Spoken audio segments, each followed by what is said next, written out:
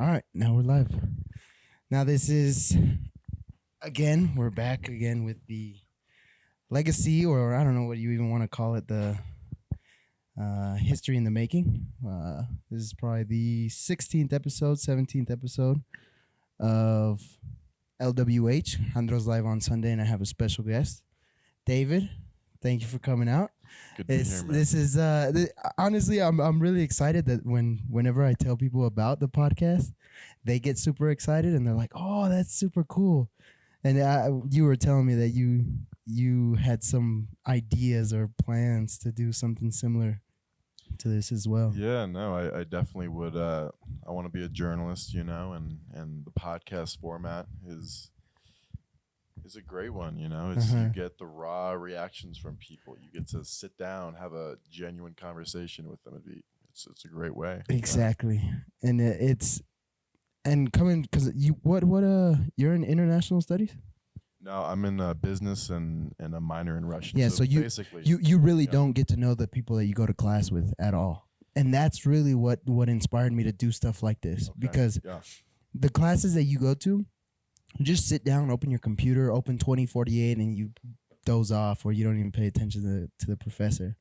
And there's like loads of students in the same classroom as you doing the same, and you don't even know 'em. No one's even doing it. That was the thing. Everyone in the business school knows that the curriculum is just it's a prerequisite for life in a way, because it doesn't matter. It's just to get your degree and then to go into something, do something else. Yeah, exactly. Everybody knows it's a joke. But that's what I find about anything else, except for the hard sciences, communications. I find the same thing. It's like I don't even know what the hell to go into with it, but I can go into loads of different things. Yeah. No, it's just like with anything. There's so many options. There's so many choices. It's hard to pick. Most people here have no idea what they want to do. Oh yeah. They leave college and they're like, I still don't know what I want to do. Yeah. Let's just pick the first thing ever and do that for the rest of my life. Yeah. That's most people, I feel like. Yeah. Mm-hmm. But okay, so where do you usually go? Because obviously the people don't know where or what you do on the weekend. You've been doing this quite consistently. So what do you do on the weekends? What do I do on the weekends? You were just telling me you go skiing every. Yeah, I go skiing. Yeah. Where at? I'm a mild skier, I'd say. Yeah, we go to Winter Park a lot, Copper. Those are the two ones we really ever go to. But yeah, skiing is fun. And here's another thing. It's like locals from Colorado or from Denver at least, they don't go skiing, dog. Or snowboarding. Most of the people I know, most of my family members, they don't go skiing, dog. And it's like, we live in this state for 20-something years, you're 30 you're years. In prime skiing location. I know, and that's what I hear from everyone that is not from Colorado. Because now we need to preface this, because this is just the intro. We need to get used to talking on the mics. And that's something I didn't explain to you. So usually when we start talking on the mics, this 5 to 10, 15, 20 minutes is just us getting used to each other, hearing our voices. Yeah. Just kind of fooling around, getting used to my timbre. Yeah, exactly. Yes, exactly. You're more in tune with the actual. I love hearing my voice. With the actual good noise. But so okay, brief introduction or preview. Where exactly are you from? Because you're Virginia or West Virginia? So I'm from Lynchburg, Virginia. Virginia. Okay, I had it right the first time. I was like debating, and I was like, "Fuck, is it West Virginia?" Yeah. Yeah. Why didn't you want to go to any of those schools over there? I just wanted to get out of Virginia. Get out of there. It's a small place, not a lot to do. You know, especially if you grow up there, it's kind of, it's. So then, what's tired of it real quick? What's the biggest city in Virginia? I guess if you consider DC to be in Virginia, then DC. But I don't. But like in actual Virginia, it would be Richmond. Yeah. Richmond, Virginia. Okay. I never really spent much time in Richmond. I didn't hear too many good things about it. But yeah. So it's not like a big party city. Where would you go? Where would you go in high school to say like this is the spot? Nowhere. Nowhere? You just kick it with the boys in town? Sort of, yeah. No, I went to a small little Christian school with Okay. with a graduating class of 26 people. And how would you say how crazy are those students? Not too crazy. No, they're because there's always they're very mild people. Nothing crazy. Nothing ever happened there. There's always the stereotype that people that go to Catholic school they're like the crazy wild party kids. But see, this was not Catholic school. Maybe a Catholic school. Mm-hmm. The people. Well, I went to a Catholic school, so I can speak for it personally. Speak for them. They were crazy. Yes. I've heard similar things about Catholic students, but no, these were the most mild kids you've ever met. Huh. Didn't like to get drunk. Didn't like to get high. Didn't do anything like that. It was just like we go to school, we have a fun time at school, and then so after I guess school, it's like that's it. That's a good background to come back in, I guess, because you really don't get distracted. Because that's the main thing you find, just distractions when you go with all these like.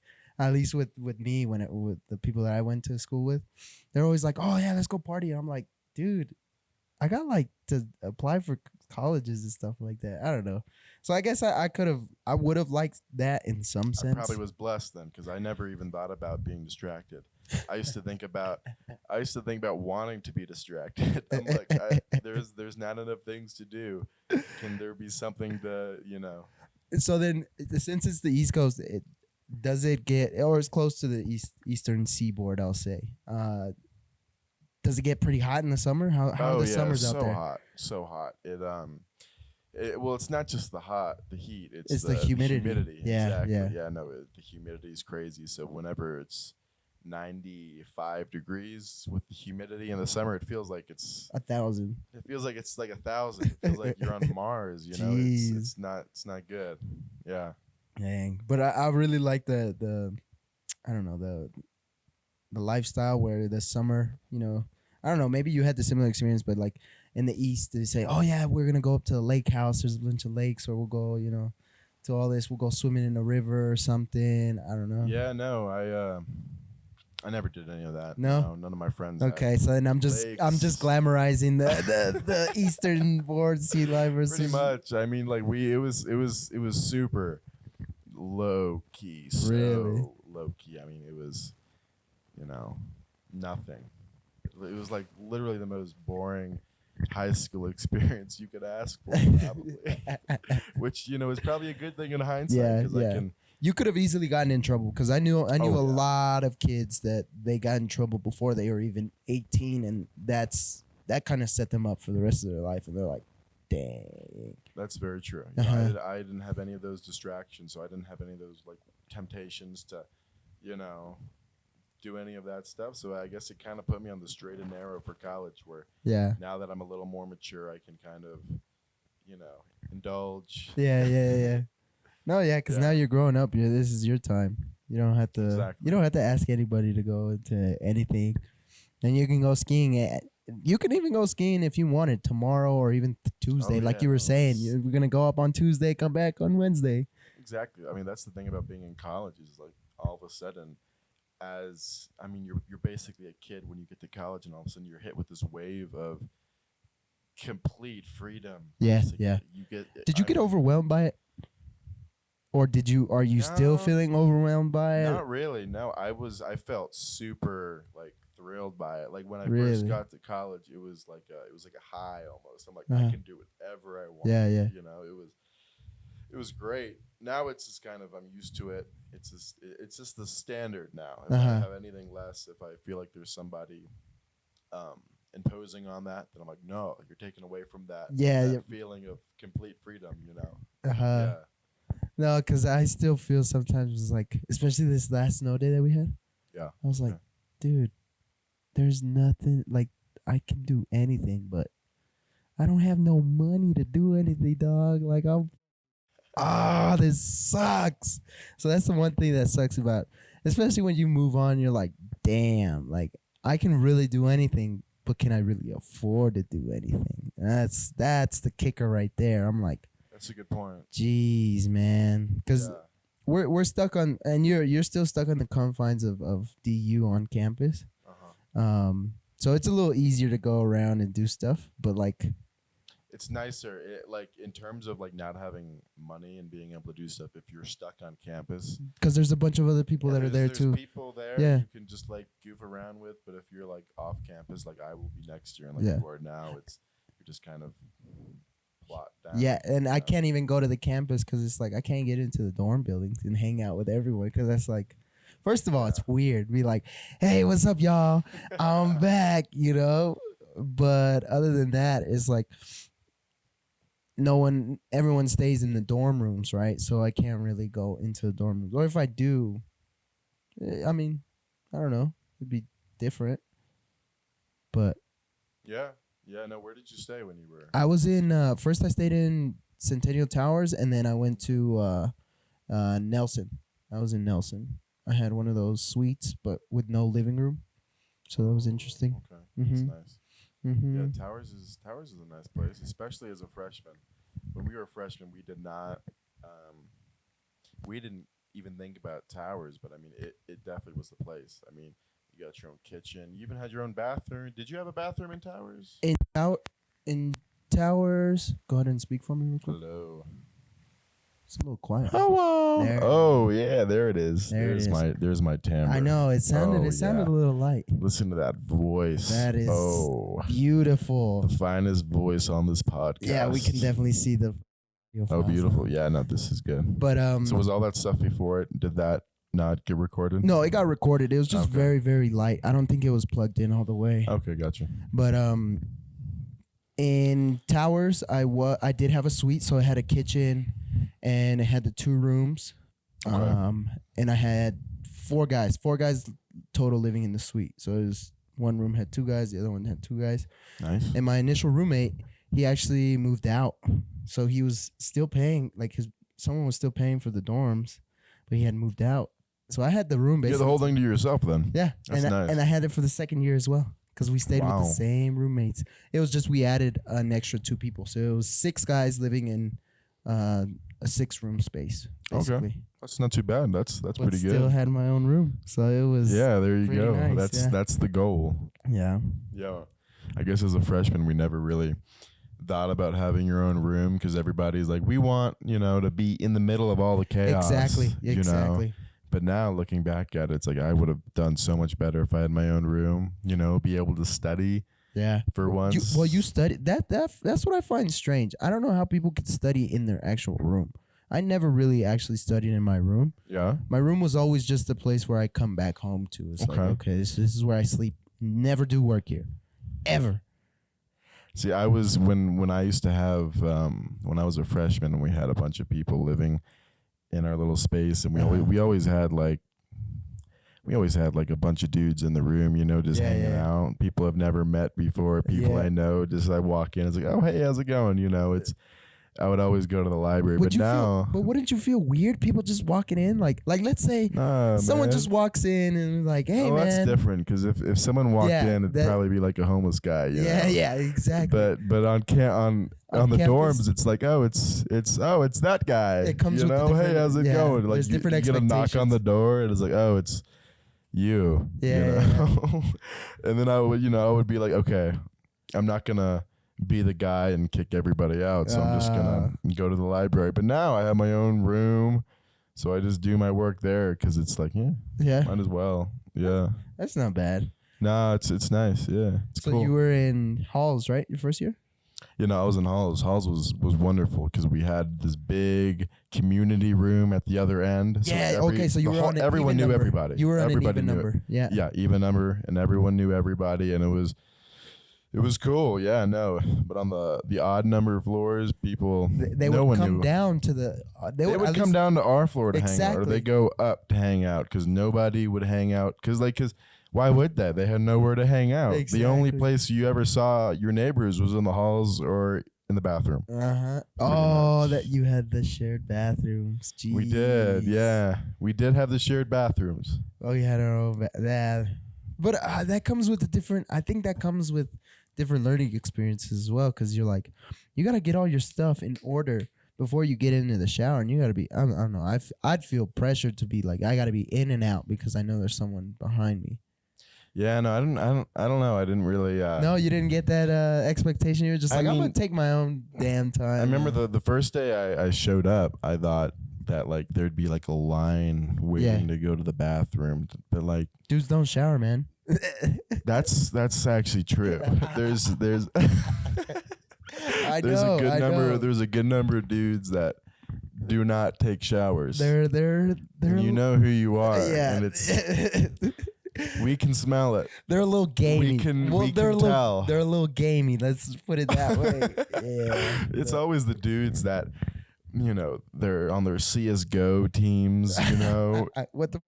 Yo, it's a game, I guess. It's one of those Game Boy games. You know, it's like what is it called? It's like a shooter up game. No, and it's like you're on like a team of like 3 other dudes or something, and these guys they like make teams, and they people they've never met in real life generally, and it's they just talk on the Discords and they play their video games, and then they don't feel the need to go out and really make connections with new people. And it's a sad thing, and it happens in a lot of dudes I see, and it's like, where'd you go? It's like, oh, I was in my place playing CS:GO. I was super busy.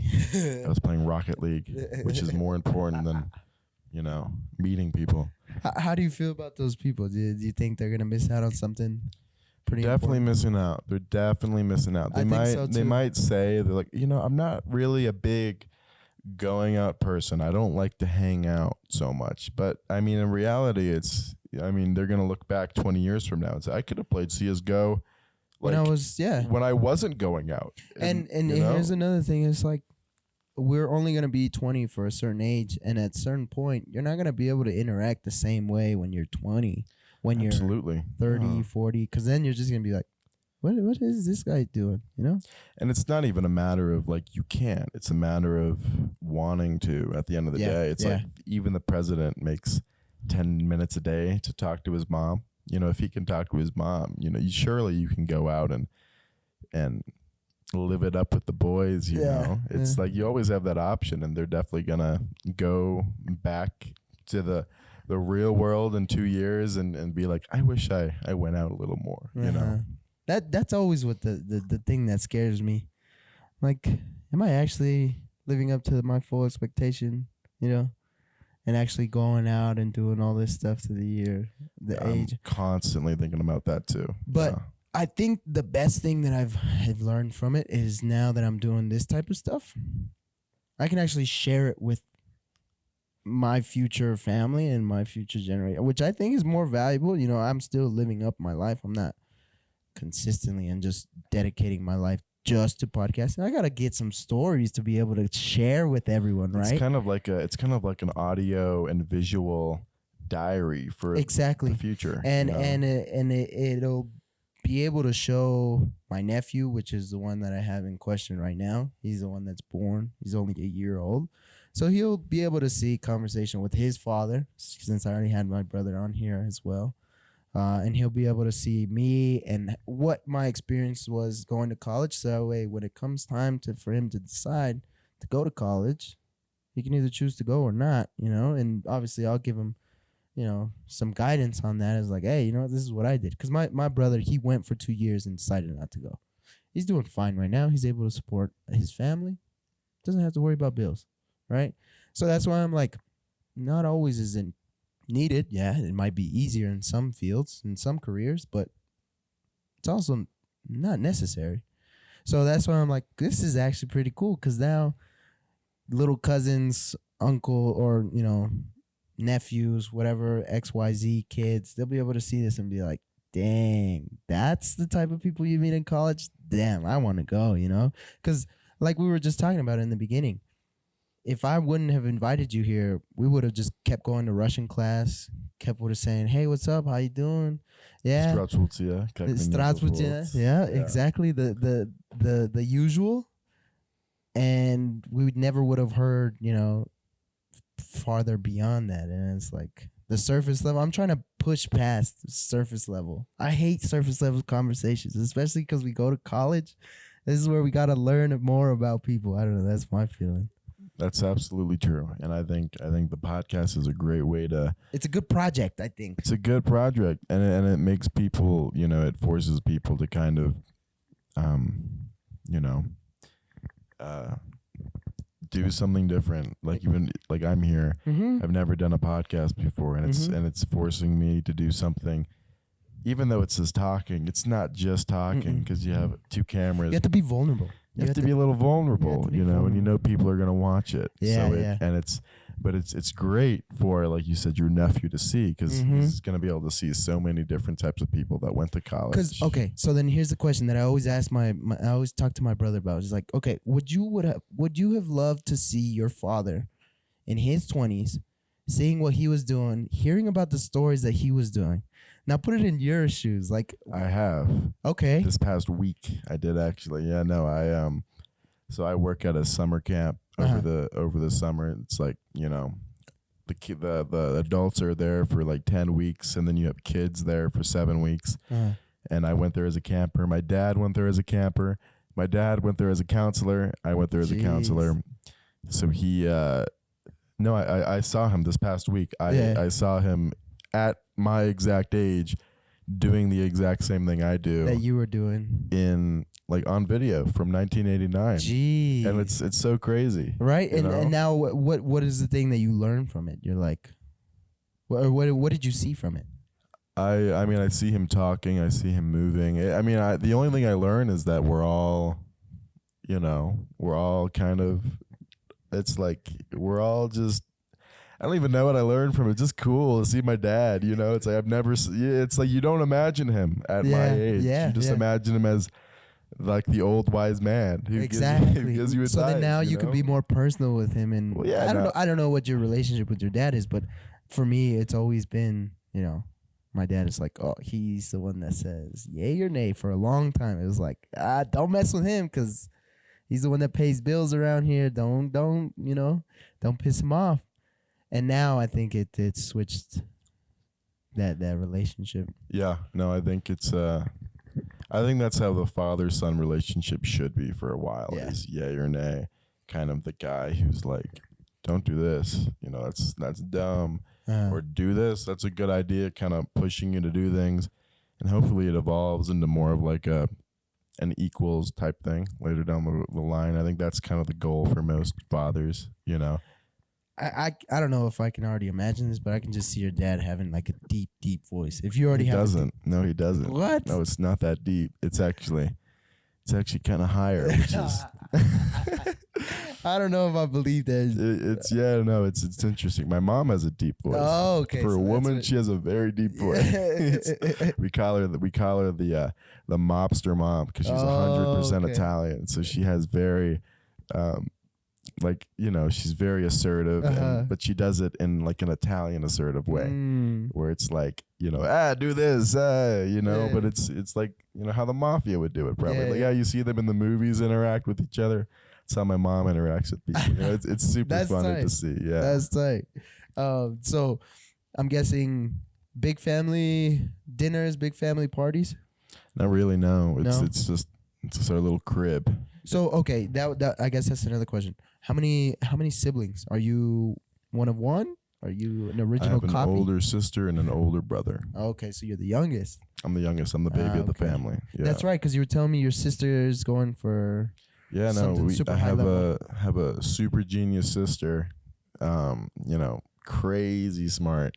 She went to college in Lynchburg, where I'm from, excelled at physics, and now she's wound up in a top 10 program for physics, getting her PhD. Jeez, so she's going to be a doctor. Now, yeah, she'll be Dr. Keenan. Dr. Keenan. Making laser guns and whatever physicists do. I don't even know. I don't even know either. I don't even think I'm ready to know what they make. To be honest. They just build force fields or something. I don't even know. They're protecting us from space protecting attacks. us from the aliens, Exactly. most likely. Yeah. That's tight. So our national defense is sitting right here, guys. No, I'm just like that. My sister Abigail Keenan. The generational she's national gonna save defense. us. She's gonna be like our like the Independence Day movie where they fight the aliens. She'll be the savior of that. Who was in that movie? Tom Cruise, right? Was it Tom Cruise or was it? It was the guy who slapped the dude at the Oscars. It was Will Smith. It was wasn't it Will Smith? Tom Cruise was in Top Gun, which was like the other movie. No, there was another one where it was about the ending. Oh, was Tom Cruise in War of the Worlds? It was that's a good movie. One. I seen that one. I saw that one. I need to get rid of that habit. I seen that one. It's just some bad. I seen that one. Yeah, I need to get rid of that habit. I've been noticing it more now that we're doing the Russian. It's like this grammar stuff. But okay, we have 25 minutes going. Let me do the intro, and then we'll get into the questions that I have prepared. Okay. So this is just that was pure intro. So does the actual thing start now? It'll start here in a sec. Okay. So. Dancer. I know this little girl, her name is Maxine. Her beauty's like a bunch of roses. All right. If I ever tell you about Maxine, we're back with another episode. I have a very special guest from the University of Denver. I wouldn't say old friend, but I'd say a good friend. We haven't known each other for very long, but we've gotten to know each other over the course of, 6 months now? About a half a year? A little bit longer. A little bit longer, I'd say. We had one I'd say 10-week period at the beginning of last year. Yeah, so then it's about 3, 6, 9 months now. Something like that, yeah. So, David Keenan, he goes to school with me, and we actually both take Russian. Some might call us crazy, but we enjoy it. I like it. It's a fun good time. Yeah, it's okay. And crazy thing is that he's actually going to Kyrgyzstan. Yeah. Next, what is it? September? August? It'll be August to December. August to December. So that's like 4 months almost. Yeah, just about. It'll be a fun time. So you're already accepted. You're ready to go. I've already accepted. I just got to do like the million things they have you do in order to leave the country. That's what I was thinking. The application to apply for a study abroad is very easy. So easy. Yeah. You just click submit, and you got to meet with someone once. And then they make you take a little quiz at the end of it to make sure that you actually read it, and no one ever does. Yeah. You get. I think they give you like 100 attempts to get 50 attempts. Is it 50 attempts? They give you 50 attempts to get 100%. But yeah, so you're gonna be studying abroad. Should be fun. I'm really excited for you because it's a Russian-speaking country. Oh, it's gonna be so great. It'll be wild. From what I don't even know what our professor's name is. It's Demova. Polina Demova, or is it Demonova? Demova, I think. Is it Demova? Yeah, I think. She from what she tells us, everything's going to be Russian speaking. Okay. The classes, they're very adamant about keeping it 100% Russian. Jeez. So it'll be a very, very immersive experience. And so that was one thing I was worrying about you today. I was like, how is this guy going to make it over there in Russia or in Kyrgyzstan? I think I'm resourceful. Okay, all right. I think I know where your head's at. But that's what's going to happen. I mean, like, the guy who's going with me, I know his name is Zach. I think he might be the only other soul at the University of Denver going to Kyrgyzstan, and he's only in like the beginner level Russian. So like, if he's going there, then I should be fine. Yeah, I think they're just trying to scare you now. They're like, you better watch out. Trying to weed out the weak, probably. Exactly. Yeah. And I think that's what the whole Russian culture is about. It's like, hey man, gotta keep doing your best. And it's true, like what we've been learning with the grammar, it just doesn't stop. There's rule after rule after rule after rule. It's an Asian language, so it's like it's in the league of Mandarin and Japanese, where it kind of makes sense, but at the same time, it's like you could have done this a lot easier, The only thing that makes sense is that nothing makes sense.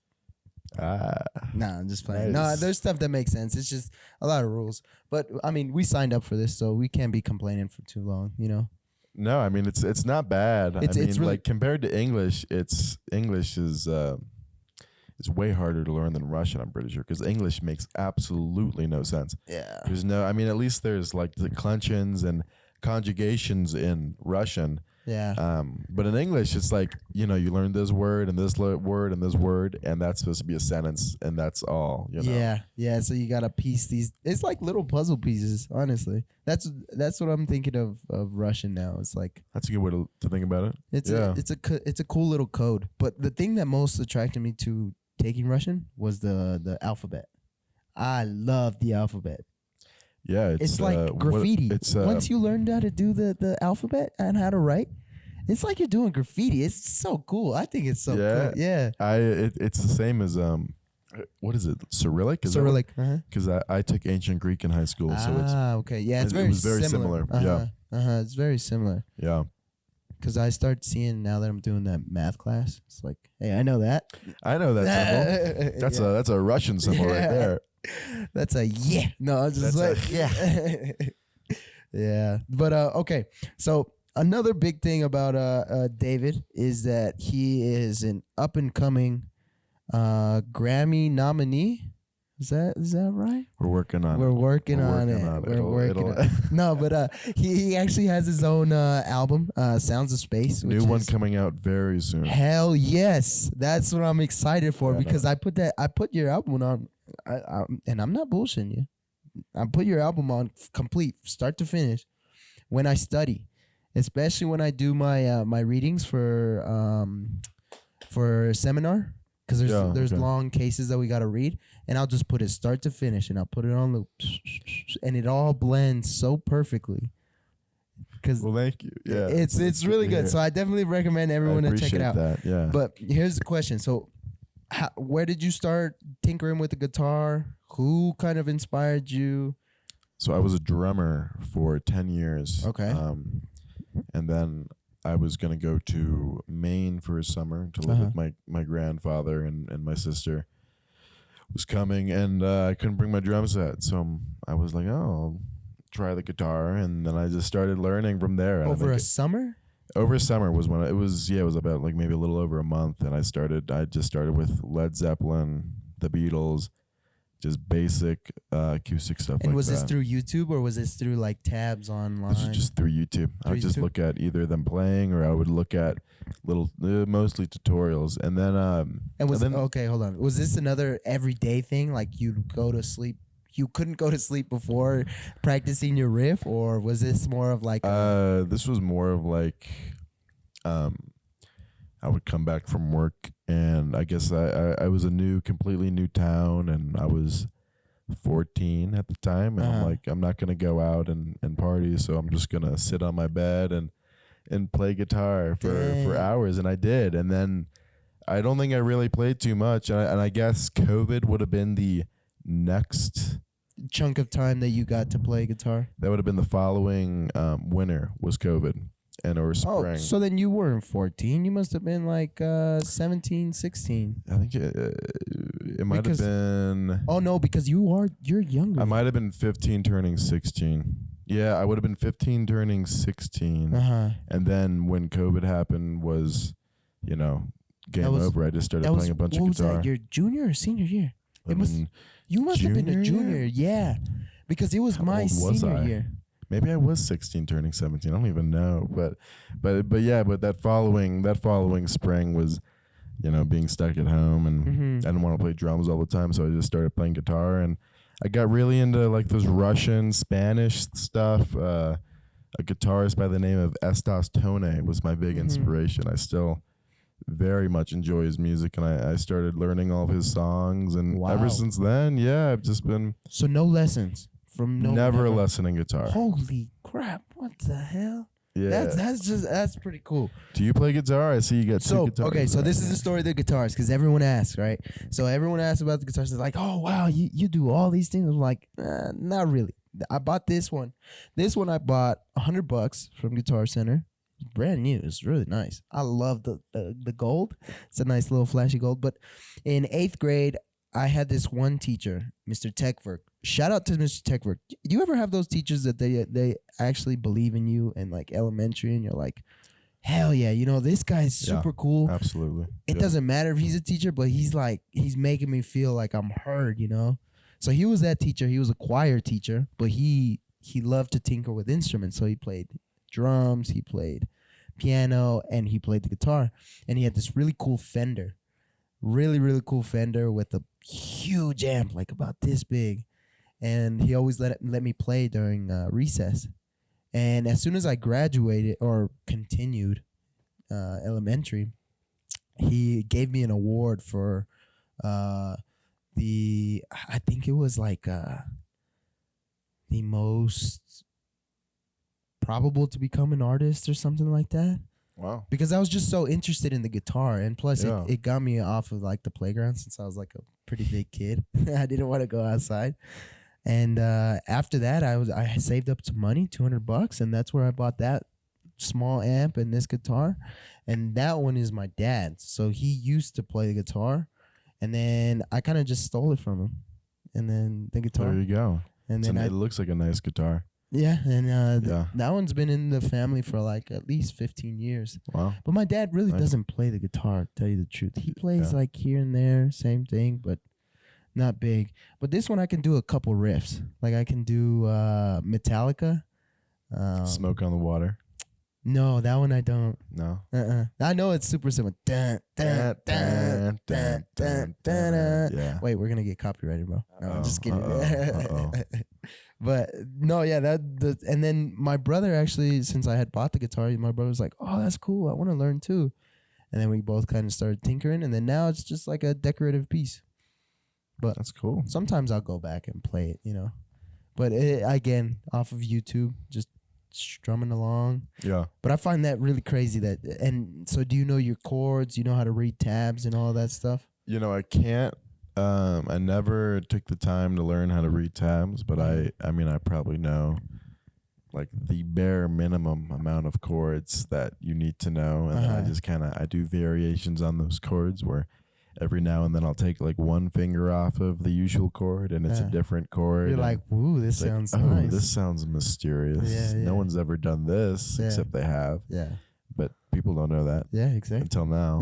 But yeah, so I mean, I know the bare minimum amount of chords, and I just I think the thing that makes my guitar playing interesting is the my right hand, the finger picking hand, the one that you know, it has a kind of interesting technique to it that not a lot of guitarists really use, except if you go to like Russia or Spain or something, and that's where that's what makes my guitar playing anything interesting, really. Yeah. This is by the strumming, the right hand, right? Pretty much. Yeah.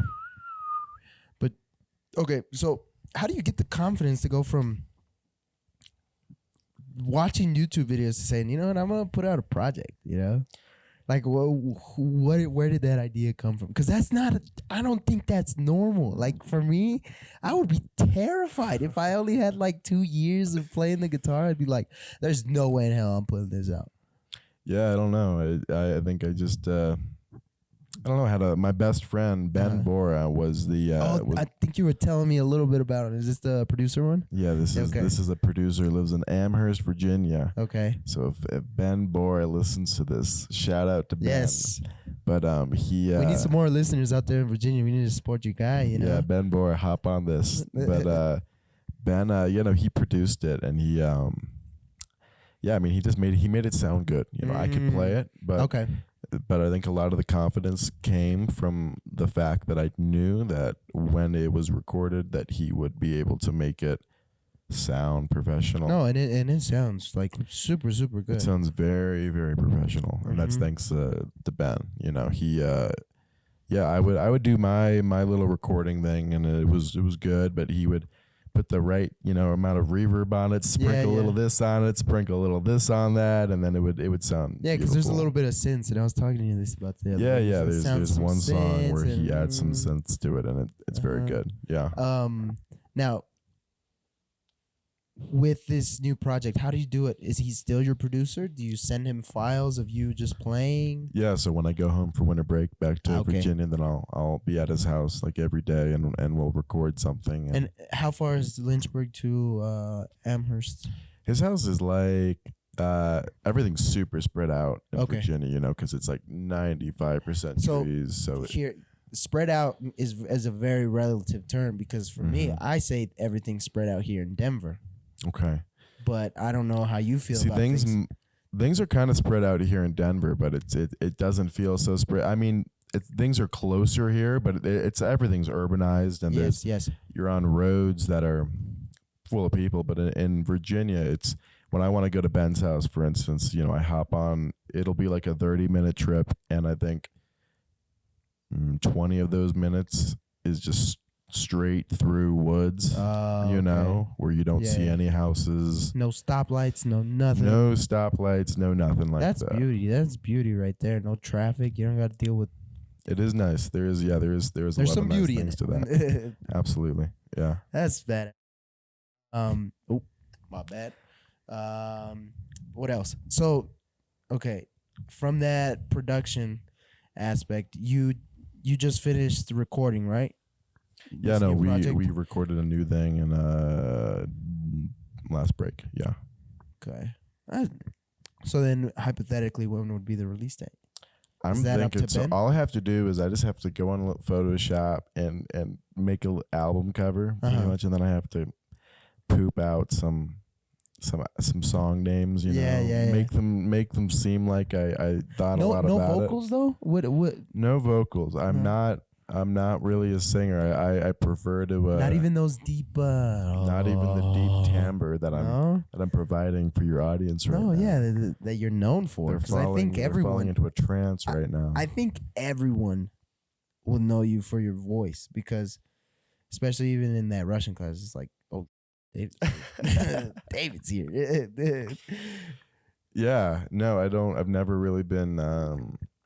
I've never been a big singer. I my brother sings. My brother is a very talented singer, but I've never. I don't know. I'm just not too big into that whole form of expression, I guess, and it takes a long time to get even. You don't want to do some at it. some slam poetry, Some slam poetry, some spoken word. Hello. We will talk about life and death. You just need the David low Show. fedora and then the smoke in the room. Little fedora, yeah. I could do that. I could do something if it was spoken word. Yeah, I could do that. Now, growing up, did you said you talked about your grandfather when that was when you learned to go in Maine play the guitar. Is all your family kind of music bug? They all have some type of performance talent, anything like that kind of inspired you, or is this just really. you? Are you mainly the artistic flutterbug in the family? I'd say, well, my mom is very artistic. Okay. She's not really a musician, yet she has the potential to be a very good musician. Okay. She took some classes. I think from what she tells me, she took some classes in high school where she was it was a music class, and then she like scored the highest of anybody ever in that whole class. Wow. So and then I think her mom was some very good pianist or something. But in my immediate family, it's just my brother and I. Just you and your brother? Yeah, actually no, my sister, I guess my sister sings too. I guess we're all the siblings are kind of have this good artistic thing to them. You don't think it came from like your dad, who has like an innate ability to like No, my sing dad's or play guitar? I don't think he has a musical bone in his body. Really? My mom, I think it's my mom for sure, because she's 100% Italian, so she's super creative, super expressive. And she's like, I grew up every single day, and she's singing in the kitchen, like, oh, mamma mia, like that type of thing. Yeah. So then, how do they feel now that you're away from home? Have you had that conversation? I think they think it was inevitable. Yeah, probably. I think that was just my personality type. How are they handling it? Because there's always that. I've been talking to my parents as well, and they're like, oh, well, now we have time for ourselves. And I think this last 3 months, I've seen it quite like drastic, where they were like, oh, we're so sad that you're gone. And now they're like going skiing. They're going cross country skiing. They're going to bars up in Aspen, like with all their friends. They're doing all this, which is good, like 40s is the new 20s apparently now. Now the future of medicine and all this stuff that we can live past 40 and 50.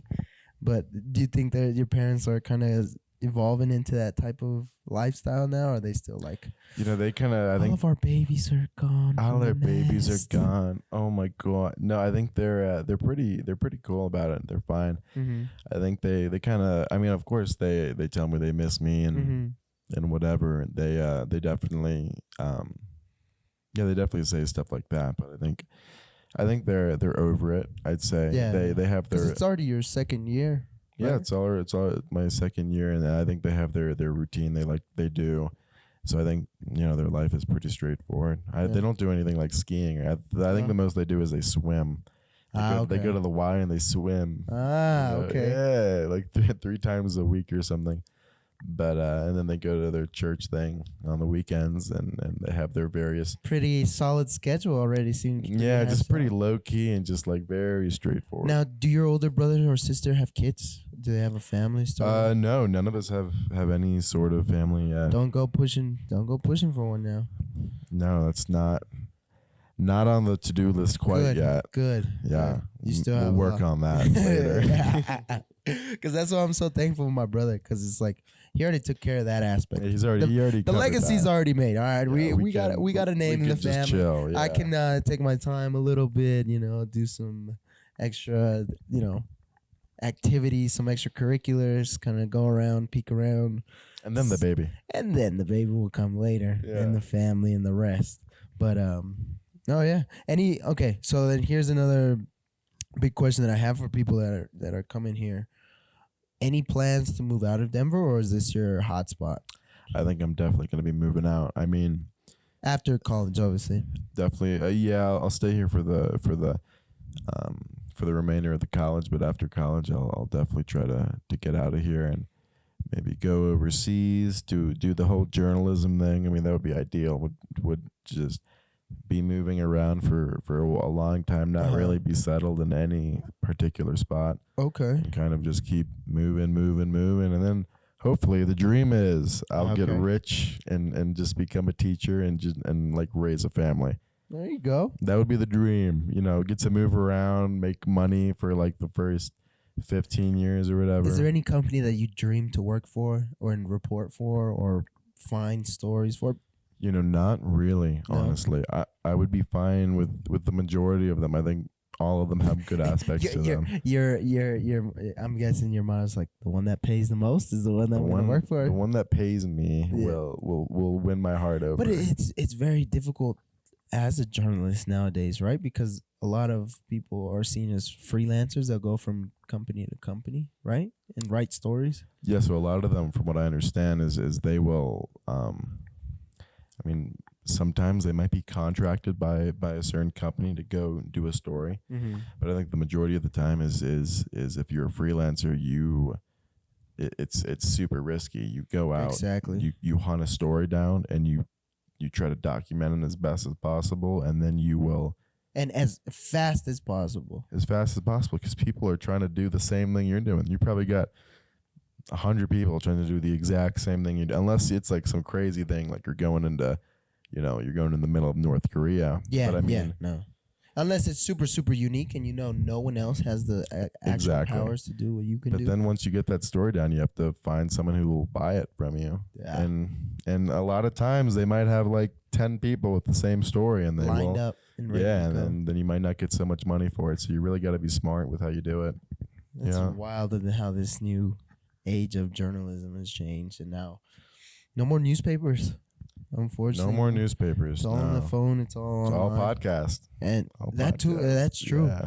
That's very Which I true. prefer the format of the podcast. I think And it's very great. Yeah. you've talked about it before. You said that you wanted to start something similar. What would be your idea over there in, or because you had the idea to go start it while you were abroad, right? Yes, correct. So the idea behind that would be I would go to Kyrgyzstan, and I would need, and the whole idea would be to be able to interview the people who I want to interview to some extent. And that would mainly be like Russians who left the country and moved to Kyrgyzstan, because there's plenty of those over there. But then I think but I think in terms of documenting that, I think the podcast format would be the best method. we've talked about this, and all I would need would be like something to record it on, something nice, like 2 mics. You already have a computer. I already got a computer. Yeah, I would just and I mean, like the cameras is like a nice addition. Because the most difficult thing, and I bet it's even worse in Russia or even in those countries, especially now with what's going on, that people are fleeing the country. You see a lot of people aren't willing to put their name out there. They're like, oh, I don't want to, potentially someone to find out or someone to tell anything. So I think that would probably be the biggest workaround is actually find people who are willing to do it. That's a good point. If you just assure them like, hey, you know what? I won't show it. Not even your face. We're not even going to record video because obviously this is different. We're doing video and audio. But if you tell them like, hey, you know what? I'm not going to record any video. I just really want to get stories so I could bring back to people home, or even just to get people from my community to listen about what's going on over here. I don't know. I think that would be a strategy because obviously I don't know until you get over there, or you won't even know until you get over there. What's the best way to get people to interview? Yeah, and I think I think also the thing about it is that's interesting is that they already left their country illegally, so but then I suppose the aspect of risk involved would be, I guess Russia doesn't know where they are, or even their families, because then what if their families are stuck back in Russia? Yeah, and they're in. Yeah, so I suppose I would just if they're because that's the hardest part, I think, keeping it anonymity. Keeping it safe for the person you're. I would just do. I mean, I guess the whole the video thing probably. I mean, I probably wouldn't do the video thing anyways, just because it's an extra step. It's an extra step. Yeah. For like a legitimate podcast, and for what I'm doing, I'm just trying to get the information there, just so future employers can see that I've done some work, Mm-hmm. But and it's a great resume builder, dude. I'm telling you, I actually, and I haven't even told you, and no one else, I guess, but I got offered a second job. Really? Based off of the work that I'm doing off of this other podcast. So I'm like, holy, this stuff works. This stuff actually works. That's awesome. Yeah. So, what's the other job? So there's this internship that's going around that they would need help promoting, and they need help coordinating, like emailing people, getting information out there, how to apply, XYZ. It's really the beginning stages of that internship, and I'd just be helping out, spreading the word. Oh, that'd be cool. Mm-hmm. That'd be super cool. Yeah. I mean, anything in the industry is just awesome. Yes. At entry level, it's like getting your foot in the door, and then it's like you can only go up from there, pretty much. Yeah. Because I never would have expected to be here. Like I was talking about with communications, I was like, let me just do this, right? I love talking to people. I love listening to stories. Probably should have chose journalism now that I know what I know. I don't even have a education in journalism. I don't think most journalists even do, honestly. Well, and you know what I like about you is that you actually go to the Clarion and you actually do stories. Or you try. Oh yeah, no. I talked to so many of those seniors. All the seniors who want to do journalism, like none of them have done anything for it yet. They haven't even have the platform. We have the stuff. They haven't even written for the Clarion yet, and they're like, oh yeah, where do you go to meet?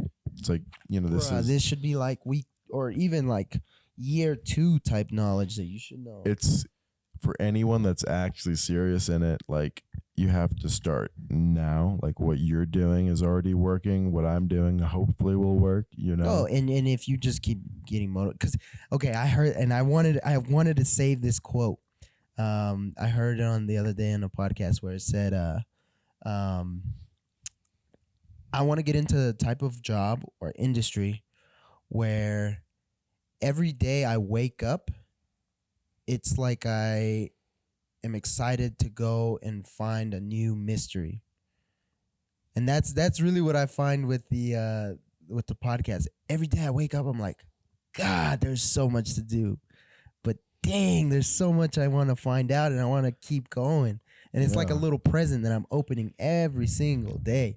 And I think that's where you're gonna find it, with just by doing podcasts and journalism, and even for anyone else out there, Yeah. do something where you're like, you go to bed and you're like, dang, I don't want to go to bed because I want to find another little present. I want more of what I'm doing. Exactly. Yeah, I think that's hopefully the goal with the whole journalism thing, is that, it's because I mean it's about picking like a story and trying to research that, and it's like you're investigating. And you get to hear about someone else's story. That's what I love the most. Yeah, you get to talk to a bunch of people you never would talk to. You get to go to a bunch of places you never would normally go to, and it's like it opens up your life to so many new things and experiences. Maybe we're romanticizing it, but still, in the sense that there always is the possibility you end up behind your desk at home writing articles for BuzzFeed. That always is a possibility. But if you have the persistence and hopefully it won't happen. But still, there's always some downsides to every job, every single job.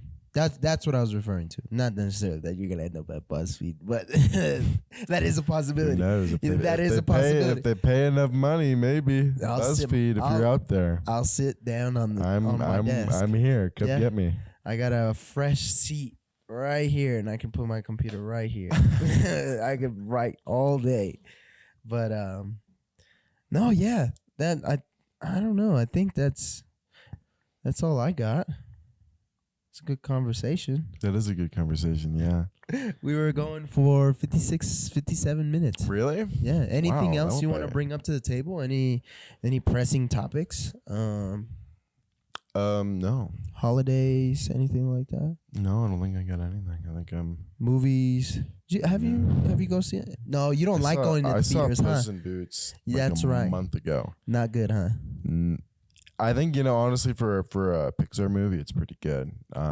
Better than the ones that we grew up with. Oh, 100%. But I fell asleep in it. I mean, I guess at the end of the day, it is a kids movie, you know, and it's like, not that insane. Not really want to sit through a kids movie. Might as well get a couple, an hour more of sleep, you know. But yeah. And now the movie theaters are really expensive, huh? Like what? Oh, they're so expensive. It's ridiculous. You know what I was hearing from someone? It's like they don't like going to the movies because the dynamic of experiencing the movie has completely changed. Now, to get people to go to the movies, they have to put these recliners and they have to make you want to go to bed. You have to pay to want to go to bed, basically. Because you know how all these movie theaters, they have those like reclining That's a good point. Back in the day, man. I mean, maybe this is coming from a purist, but in a sense, they kind of make sense, you know? And also, I mean, you're paying about as much money as you would for like 1 month of a streaming service. Yeah. Where you get like 1,000 movies. And that's the big dynamic that has changed. Well, then people also say like, oh, well, you go to the movie theater so you can experience it with other people. The same people that are. But no one's there. No one's there except like the 3 people you go to the movies with, you know? And you might as well just watch it at home at that point. And of course, it's only the people that go see, or now the only movies that you see are the big box office Marvel and Avatars, huge like opening day like sales. Absurdly big movie franchises are like the only things. And then other than that, nothing. Yeah. I actually the last time I went to a movie theater was at a drive-in theater. We actually have one. I've never been to one of those. They have one here. Okay. Super fun. Super fun. But yeah, I mean, you get that sense of community. You're like, oh yeah, everyone's in their car. It's that like romantic. Oh, I'm here with everybody's together. Exactly. It. That's cool, and those are generally cheaper, right? Yeah, because you pay for the car. I believe. Yeah, you're in your own little vehicle, and then you get the big screen. I think I paid $12, something like that. Okay. No, it was actually a little more. I think it was more closer to 18. Oh, for the vehicle, so you could back it. Oh, you can't just bring your own vehicle in one of those things. No, yeah, you drive your own car. Oh, but you have to pay for the vehicle. For the vehicle, so you just slam that thing with as many people as you can. Oh, okay, so you pay $18 for everybody in the vehicle. Okay, that's not too bad. It's not terrible. That's not bad at all. And you get 3 movies. So Bullet Train was playing, Super Pets, and I forget that third one. We didn't stay for the third one. Okay, they played 3 It's movies. usually 3. Yeah, that's worth it. Yeah. That's the movie And theaters is and the beauty about it $15 is for that it's in one the middle of the ticket. summer. You can sit on the hood of the car. Yeah. You look at the screen. You look at everyone else. Oh wow, what a great time! You know, summers in. I think, me personally, best summers are here, Yeah, in Colorado. Colorado. Okay, I've never had a summer in Colorado. I'm always in You have Virginia or Wisconsin. You have a nice cookout. Usually the days are terrible. It's hot. We live in the desert. You already know this by now. Yeah. It's hot. We don't get humidity, so it's like Thank 90 God. degrees. Yeah. But the heat's still there. And then once you come home, it's like, all right, you got to shower, get some nice cold water. You change, put on shorts, and you go outside and you start grilling. Have a couple Beverages. and Yeah. then you can grill some meat up, some burgers, whatever you want, and you sit on the porch or you sit on. It's so relaxing. I'm already waiting. I just sounds relaxing. I just don't understand when people say, "Oh, winter's my favorite." I get the whole skiing thing, but how could just me parking? I would not have to deal with that if it was the summer. Yeah, In the winter, that's a good point. Yeah, that was it was a little bit of a challenge. that was an ordeal trying to park with the snow. Yeah, I face that every single day with my little Civic in the snow. Those things are not built for the snow. No. But They're affordable, but not for snow. I don't even get good gas mileage on that thing. It's Something's crazy. going wrong with that because There's something wrong. I thought I was getting. I don't think I ever got good gas mileage. I just don't think I ever looked at it. But I think I'm getting. It's nowhere what you should be getting for a Honda Civic. what are you doing? Pedal to the metal everywhere you go, or something? Maybe You have a heavy foot. that might be. Yeah, that might be Yeah. what the issue is. That could affect it because, and plus, I hear you're going to the mountains a lot, so you're. I don't even know. My buddy's got a Toyota 4Runner. Oh, that's right. Takes us up and down, What were which you is- calling it? I was calling it a Roadster. the All other day. right. I know my lack of knowledge with cars is no I don't know bueno. why that thing cracked me up. I was like, whoa, what did you A say? Roadster. That's a Tesla. Yeah, that is a Tesla. There's another one. It's called Roadster or something. But yeah, I think we're all good to go. Any Cool. last shout outs? No, I got nothing. I was happy to be on this. It was a good time. No, it was a pleasure having you. Yeah, And absolutely. as always, I think this is a good opportunity to say thank you to everyone who is watching, because I never would have been in the position that I am without everyone that's watching, and I hope you guys can do the same when David launches his. So I'll definitely be sending people your way. Keep an eye out for me. Exactly. And definitely go check out his album. It's very good, especially if you need to study, if you actually need to focus, or even if you're just waking up in the morning. It's a good album to just kind of throw on and start your day. It's not too heavy. You don't get any it's nice and relaxing. And it's called Sounds of Space. Songs of Space. Songs of Space. Songs Yes, of Space. David Keenan. David Keenan. Don't get confused. There are 2 Keenans out there we did discover, but There are 2 David Keenans. Yes, the other one, the album was initially published on that guy's Spotify. So, thank you to that David Keenan. shout out to him. Yeah, I think we're gonna cut it there. Cool. All right. Awesome.